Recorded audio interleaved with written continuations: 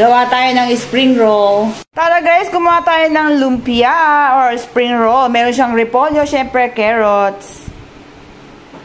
So, ayan nga guys, minekos-mekos lang natin ang ating mincemeat, carrots, repolyo. Ito naman ang ating gagamiting wrapper. Ayan guys. Wrapper na super special siya guys. Yan. Dahil nagpopya kami kagabi, maraming tira. So, ayan naman, papakinabangan ko dahil may mincemeat ako sa freezer. Ayan na guys. So, ayan nga, magbalot lang tayo. Ayan guys.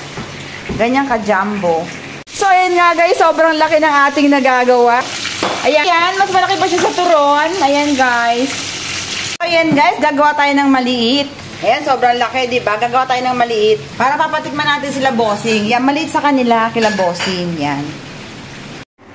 Ayan na guys, ang ating lumpia na sobrang laki niya. So, ayan nga guys, dahil nagpopya kami kahapon, ginamit ko yung skin. Yummy! Wala kasi akong saging pang turon. Yan guys. Ayan ang ating lumpia, jumbo lumpia. Kapag may tiyaga, may kakainin.